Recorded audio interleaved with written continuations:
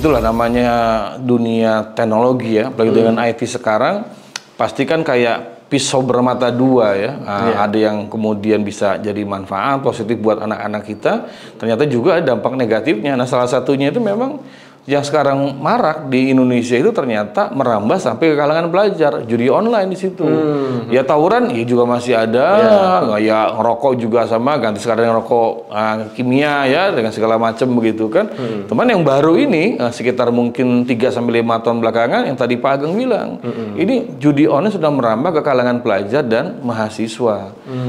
Jadi ini jadi tambah persoalan buat orang tua juga untuk para guru di sekolah karena dampaknya besar sekali. Dan nanti ada kemudian rentetan efek dari kalau anak-anak itu sudah mereka terjebak di dalam kecanduan judi online ini. Kalau udah ketagihan. Betul, Pak Ageng ya.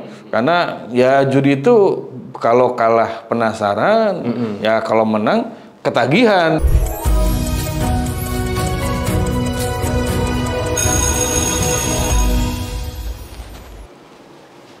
Silakan Ustaz. Silakan. Terima kasih Pak Ageng. Aduh, ya Allah. Masya Allah. Waduh, gimana nih kabarnya Ustaz Iwan? Alhamdulillah Pak Ageng. Mudah-mudahan semua sehat ya. Sehat-sehat ya. Alhamdulillah. Anak-anak gimana sehat? Alhamdulillah sehat. Iya, mudah-mudahan Pak Ageng juga anak-anak sehat ya. Gimana murid-murid? Murid-murid sehat juga semua ya? Ya begitulah Ustaz. Ini sekarang ini lagi rame nih Ustaz nih. Masalah judol, judi online. Nah, ini lagi rame nih sekarang nih Ustaz nih. Ini ada juga ya siswa yang juga ini ya? Ada Ustaz. Ini belum masalah. Nah, mungkin anak Ustaz gimana nih? Ada nggak yang siswanya yang kena tuh? Nah ini saya juga makanya berpikir ya untuk orang tua juga guru-guru untuk mewaspadai judi online di kalangan pelajar. Kan persoalannya itu kan mudah ya di HP gitu kan. Di HP nggak usah pakai laptop lah, nggak usah pakai PC, di HP juga orang bisa terlibat judi online. Yang kedua juga taruhannya pasangannya murah gitu kan, cuman ya orang bisa lihat 10.000, 50.000 bisa ikut. Dan makanya saya ingatkan pada orang tua supaya ini mulai mewaspadai karena sudah memang ada beberapa laporan itu pelajar, mahasiswa itu ternyata mereka juga terlibat di dalam judi online Pak Ageng ini. Ini cocok nih, berita yang saya dapat ini di fifa.co.id itu saya lihat mahasiswa dan pelajar, pelajar dan mahasiswa yang sekarang kena juga nih. Betul. Kalau dulu saya mikir siswa-siswa itu paling tawuran Ustaz. Ya. Bully. Kemudian bawa rokok ya, bawa vape ke sekolah kayak gitu ya. Nah, sekarang kejahatannya udah online Ustaz. Iya. Ini gimana nih Ustaz? Iya, memang kalau itulah namanya dunia teknologi ya, apalagi dengan IT sekarang, pasti kan kayak pisau bermata dua ya. Ada yang kemudian bisa jadi manfaat positif buat anak-anak kita, ternyata juga ada dampak negatifnya. Nah, salah satunya itu memang yang sekarang marak di Indonesia itu ternyata merambah sampai ke kalangan pelajar, judi online di situ. Ya tawuran, ya juga masih ada, ya ngerokok juga sama, ganti sekarang rokok kimia ya dengan segala macam begitu kan. Teman yang baru ini sekitar mungkin 3-5 tahun belakangan yang tadi Pak Ageng bilang, ini judi online sudah merambah ke kalangan pelajar dan mahasiswa. Jadi ini jadi tambah persoalan buat orang tua juga untuk para guru di sekolah karena dampaknya besar sekali. Dan nanti ada kemudian rentetan efek dari kalau anak-anak itu sudah mereka terjebak di dalam kecanduan judi online ini. Kalau udah ketagihan. Betul Pak Ageng ya. Karena ya judi itu kalau kalah penasaran, ya kalau menang ketagihan begitu ya. Dan itu yang terjadi di judi online. Selain juga aksesnya kan sangat gampang ya.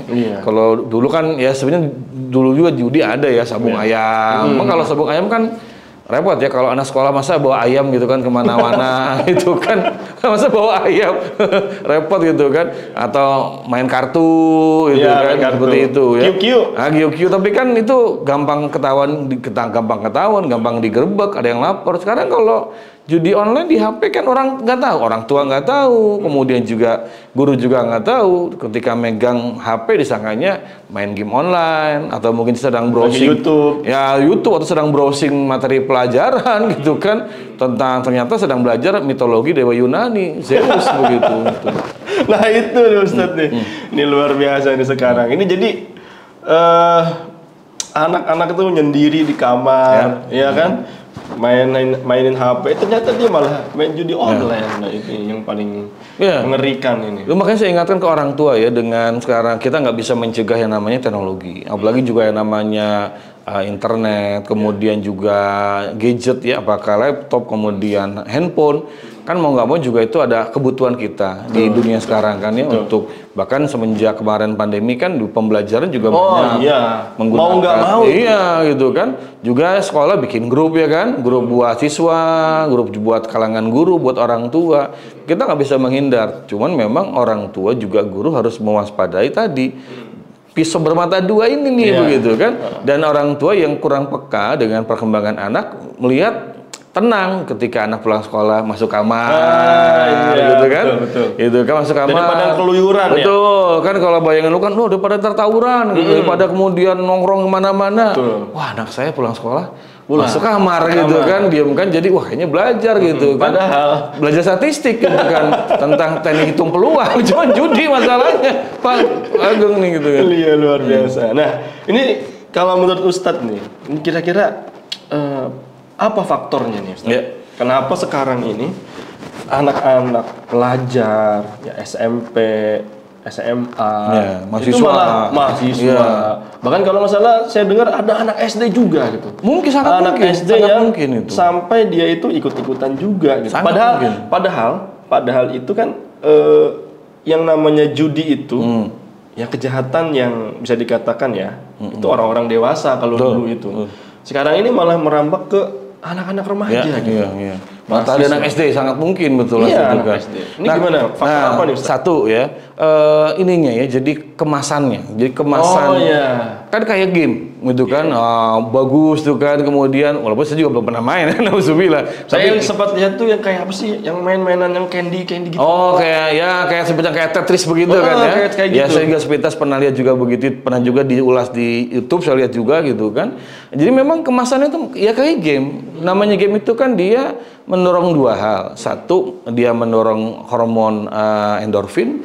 Itu ada rasa senang kan, kalau main game senang gitu kan. Tapi kalau menang itu kan senang. Yang kedua itu memacu ketegangan, itu dari hormon adrenalin. Jadi dua ini nih yang kemudian membuat manusia secara umum, termasuk anak-anak kita, pelajar, mahasiswa, ketika main itu kan ada rasa seneng, apalagi kemudian tampilannya bagus, interaktif begitu ya.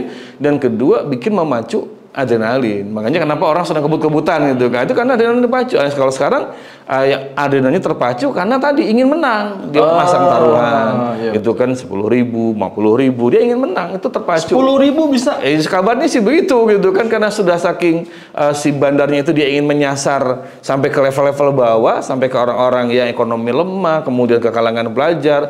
Kalau dulu kan orang mau main judi di rumah-rumah judi kayak kasino segala macam kan 500.000, mungkin 1 juta. Sekarang dengan orang-orang yang punya duit, betul, dan tempatnya khusus dipasang gitu kan, nggak boleh anak kecil, remaja, pelajar masuk. Kalau sekarang kan cukup pegang HP dia bisa main di situ. Jadi pertama memang unsur kesenangannya, ketegangannya, kedua memang unsur kemudahan aksesnya. Kan cukup pegang HP dan apa namanya, kalau dibilang oleh negara bahwa sudah memberantas segala macam, ini mereka ini pindah-pindah dan sebetulnya bisa diberantas. Cuman tadi saya nggak tahu apakah serius atau tidak gitu. Karena kalau kita misalkan buka situs tertentu muncul iklan itu. Nah itu kan. tuh. Misal kita pengen nyari apa namanya dokumen, PDF, buku-buku yang lama, kan suka ada tuh situs nawarin begitu kan. Begitu kita klik, iklannya iklan judi. Gacor.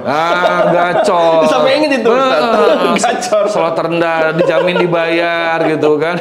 Jadi itu aksesnya gampang banget begitu ya.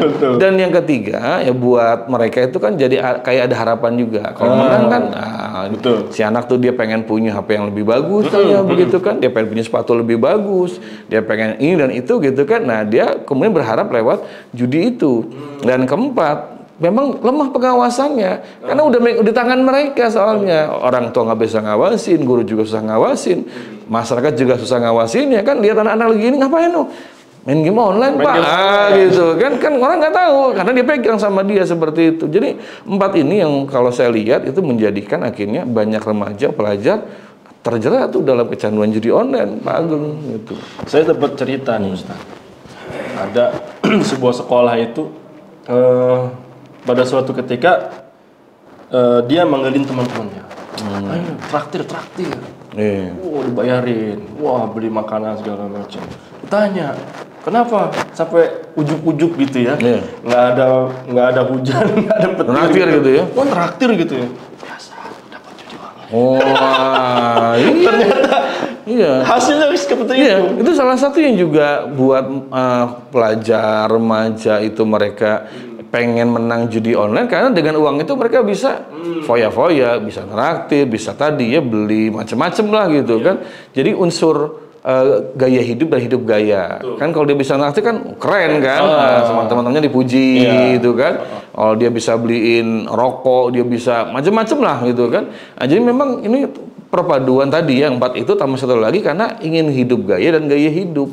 Karena dengan dia punya duit dia bisa kemudian beli ini beli itu. Padahal sih sebetulnya menangnya sekali-kali ya kalahnya bisa berkali-kali itu begitu Agung. Saya dapat cerita juga itu ada teman saya punya konter HP. Wah nih beli iPhone berapa gitu ya? Nah, berapa harganya? 10 jutaan.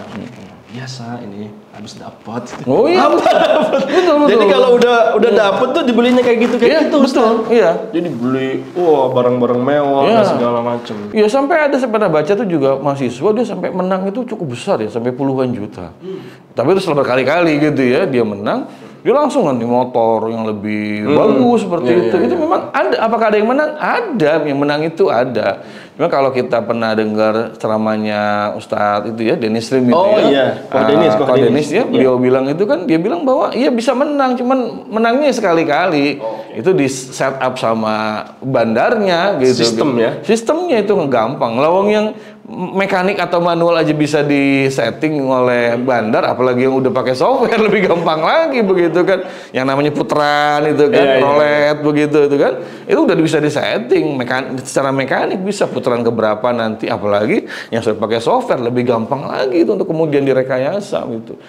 Nah, ini Ustadz nih. Nih saya jadi ingat nih. Sebelumnya kan di podcast ini udah ngebahas terkait dengan pinjol. Nah, sekarang ini siswanya judol. Di judi online, gurunya juga pinjaman online.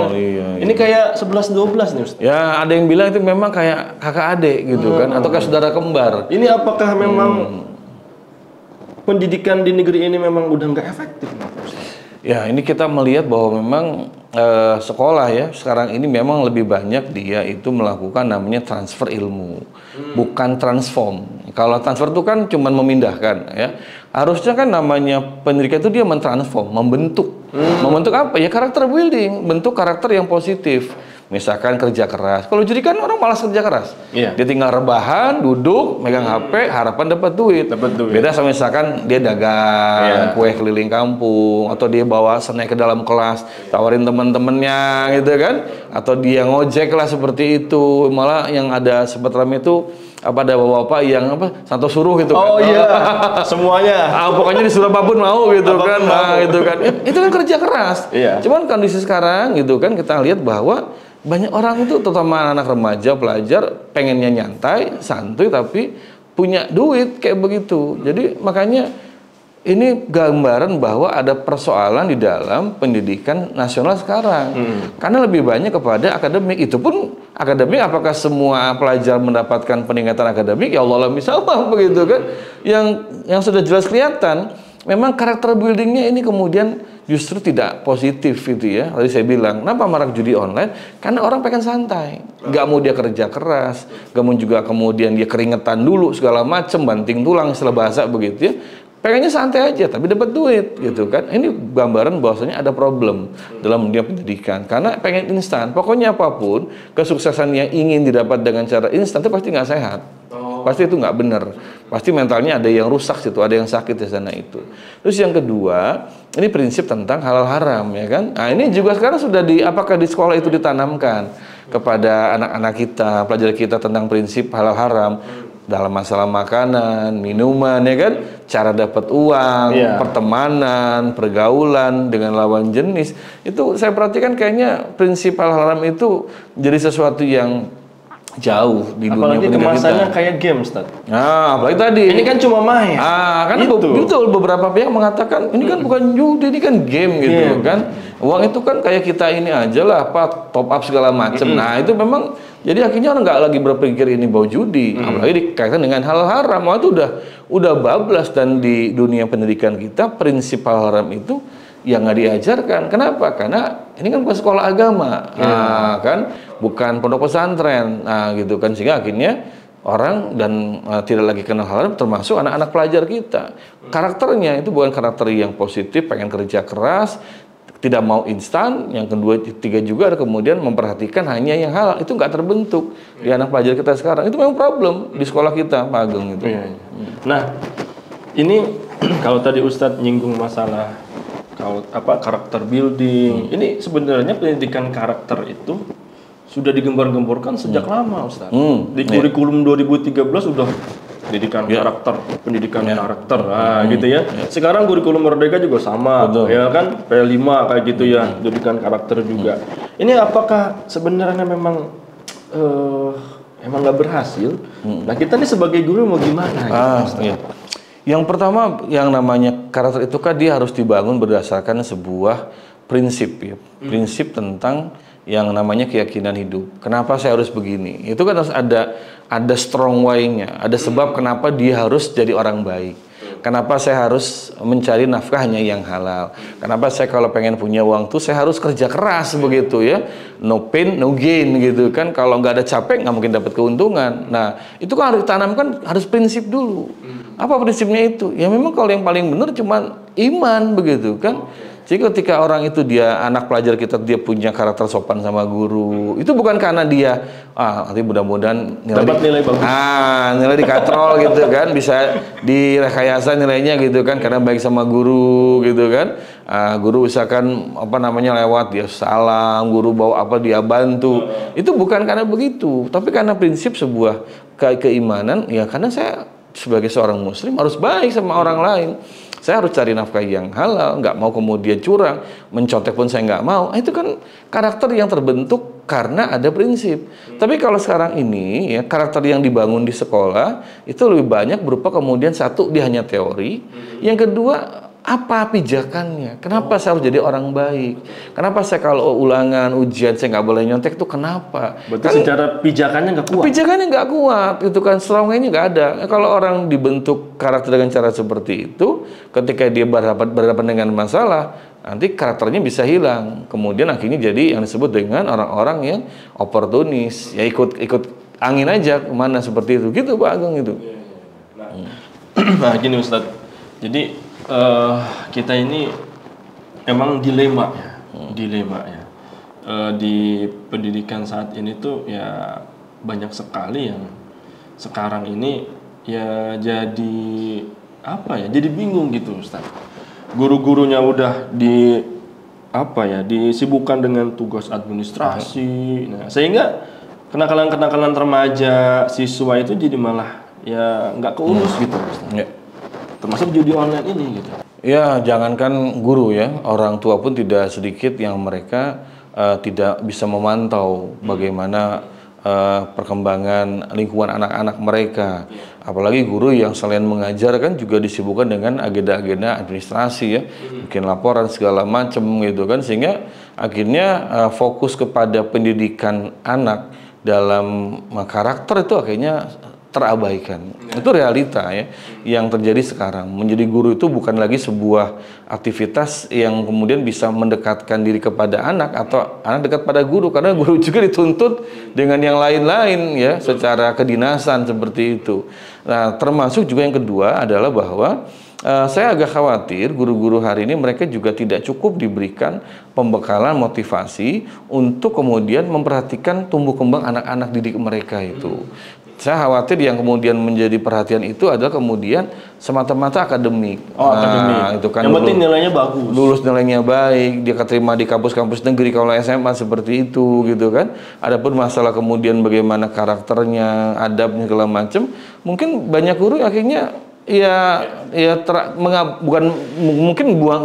nggak secara sengaja mengabaikan ya, tapi karena tuntutan keadaan seperti sekarang ini sehingga pendalaman kepada kondisi anak itu menjadi kurang ya. Jadi mungkin beda dengan 15-20 tahun lalu di mana guru itu care, perhatian sama murid. Tapi kalau sekarang karena tadi tuntutan tugas guru juga sangat besar, bukan cuma mengajar dan mendekati anak, akhirnya memang itu cukup banyak terabaikan sehingga tadi tidak bisa mengantisipasi diantaranya judi online tengah-tengah pelajarnya itu. Sekarang nih Ustadz nih, kalau kita nemuin anak yang kena judi online ini, ya kita sebagai guru harus ngapain nih? Pertama harus memang bertemu dengan orang tuanya, gitu kan. Orang tua ngobrol dengan orang tua, ceritakan bagaimana kondisinya, begitu ya. Karena bisa jadi orang tua tidak tahu, gitu kan. Khawatirnya begitu. Ya kecuali kalau orang tuanya memang juga sengaja nyuruh anaknya ikut judi online itu kan. Nah ikut nak gitu kan. Kacau juga itu. Gitu kan. Papa juga pernah menang kok. Ya itu kita. Tapi nauzubillah lah ya. Kayaknya nggak ada orang tua begitu. Tapi harus orang tua ngobrol. Karena bisa jadi orang tua nggak paham. Atau mungkin setelah itu baru tahu. Oh pantesan itu kan misalnya ada barang-barang di rumah yang hilang. Karena kalau sudah kecanduan judi kan dia pengen masang, pengen kuota segala macam misalnya. Nggak punya duit. Udah dia Barang-barangnya iya betul. Begitu ibunya nyalain kompor nggak nyala-nyala. Gasnya. Tabung gasnya nggak ada begitu. Dijual gitu kan. Atau lebih parah gitu mau masak air, kompornya juga nggak ada gitu kan. Nah, ini kan repot begitu. Jadi orang tuh mungkin banyak yang nggak sadar, karena saya perhatikan tidak sedikit orang tua itu dengan anak itu dia ada jarak gitu kan, dan tidak bisa memantau terus, tidak juga ada pendekatan kepada anak, jadi nggak tahu, jadi anak tuh hidup dengan dunianya, orang tua juga dengan dunianya seperti itu. Maka pentingnya guru kemudian ngobrolin orang tua tadi membangun kebersamaan, jadi ada visi yang sama. Lalu kedua, dengan orang tua kerjasama untuk mengingatkan anak dan memberikan treatment. Memang problemnya itu ketika anak ini kecanduan. Itu di Indonesia ini terbilang terlambat di dalam preventif pencegahan dan juga kuratif penanganan anak-anak yang kecanduan atau edik dengan gadget, dengan game. Kalau di negara-negara besar itu mereka sudah memantau dan sudah memperhatikannya sebagai sebuah hal yang bisa membahayakan pada anak, termasuk pornografi lewat internet itu sudah betul-betul diperhatikan. Nah kita ini memang serba terlambat, bahkan cenderung lebih liberal dibandingkan dengan Amerika Serikat sendiri seperti itu. Nah, jadi memang yang kedua itu harus ada cara untuk bisa menyembuhkan anaknya dari kecanduan judi online itu. Karena kalau sudah dia bermainnya cukup lama, ini dia udah edik gitu. Harus stop. Nah, gimana nyetopnya sementara gadgetnya tangan dia begitu kan. Nah, maka membutuhkan kerjasama dengan orang tua, dengan guru, juga dengan si anak ini diberikan pemahaman, disadarkan tentang bahaya judi online. Nanti kamu kalau sudah kecanduan seperti ini, kalaupun menang kamu tuh uang itu nggak akan barokah, juga tidak akan bisa dinikmati betul-betul. Karena begitu menang dipasang lagi, taruh lagi begitu kan, dan lama-lama namanya nilai taruh itu akan meningkat. Namanya orang sudah kecanduan, seperti kecanduan minuman keras ya, tadi 1 seloki, nanti 2, 3, 4, 5, lama-lama sebotol, gitu kan. Dosisnya tambah. Naik dosisnya. Judi juga sama, mungkin cuman 10.000, nanti naik 50.000, lama-lama naik. Apalagi dia makin tergiur dengan nominal kemenangan yang besar.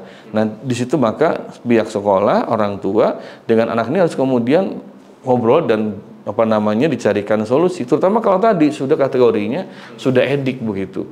Nah kalau sudah edik memang butuh bantuan sebetulnya dari kalangan psikolog begitu kan, untuk bisa memulihkan ya mental dia supaya kemudian bisa sehat. Jadi anak itu harus ditumbuhkan kemauan untuk bisa berhenti bermain judi online itu. Memang menjadi sangat problematik Pak Ageng kalau sudah kecanduan. Yang tadi saya katakan di awal, kita ini sangat terlambat dalam mengantisipasi dampak negatif dan kerusakan moral dan mental yang datang dari dunia maya. Salah satunya judi online. Belum kecanduan game online, belum kecanduan pornografi, belum kecanduan juga kekerasan di dunia maya, pembulian dunia maya. Wah, tuh seabrek-abrek persoalan itu di dunia maya, di internet itu banyak, dan banyak orang tua tidak sadar, tidak paham, guru juga banyak tidak ngerti. Apalagi kalau gurunya ternyata usia bukan sama-sama Gen Z ya, tapi gurunya dari generasi milenial atau baby boomers begitu kan, itu jauh gapnya ya, jauh, jadi nggak paham apa yang terjadi di dunia maya. Jadi sekurang-kurangnya itu Pak Ageng, orang tua kedua dengan anak juga ngobrol,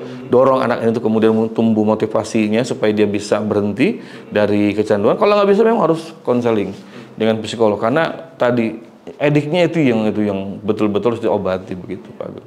Nah, menurut Ustadz nih ya, ini kayaknya kan judi online itu semakin menggurita. Betul, ya betul, kan? Saya kemarin tuh dapat angka sampai berapa triliun gitu Ustadz. Oh betul. Ya kan, triliunan gitu ya. Nah, menurut Ustadz nih, kira-kira bisa nggak ini dihilangkan? Tidak ada yang tidak bisa, gitu kan. Kita yakin. Tetap harus optimis kita. Iya, gitu kan. Dulu di zaman jahiliyah gimana kurang rusaknya pada masa itu kan. Tapi itulah Islam datang untuk menjadi obat, solving problem untuk persoalan manusia. Nah, jadi memang apakah bisa? Harus bisa, dan kita yakin pasti bisa. Tinggal kemudian dengan apa disembuhkannya ini, begitu kan ya. Kalau menggunakan selain ajaran Islam, tidak ada basic keimanan, ditanamkan prinsip halal haram, itu akan susah sekali begitu. Karena nanti kalau sudah menggejala merebak sangat luas ya, merajalela kemana-mana, bukan nggak mungkin, solusinya pragmatis dari negara. Misalnya Pak, udahlah daripada kita susah, kita pungutin pajak aja deh dari judi online, begitu nah, itu kan. sempat ada tuh. Atau misalkan orang mau main judi online diverifikasi dulu. Dia harus ada apa namanya ngisi ini dulu formulir gitu kan, ngisi form segala macam. Mungkin akan begitu. Kalau bukan dengan Islam, nanti solusinya akan pragmatis, bukan solusi yang betul-betul tuntas. Makanya solusi yang tuntas itu memang harus dengan Islam. Ditanamkan dulu prinsip hidup bahwasanya judi itu haram, yang namanya haram itu tidak berkah, haram itu akan menyusahkan segala macam, itu memang dari keimanan. Lalu yang kedua, memang harus kemudian ada regulasi, ada aturan yang dibuat oleh siapa? Pemerintah. Kalau tadi orang tua sekolah sudah saya sampaikan ya. Nah, regulasi negara ini memberikan kemudian tadi ya, dengan software atau dengan teknologi sekarang, insya Allah bisa meminimalisir lah, mereduksi konten-konten judi online. Udah katakanlah ditutup sini, buka di situ. Saya pikir masa negara kalah sama maling sih gitu kan?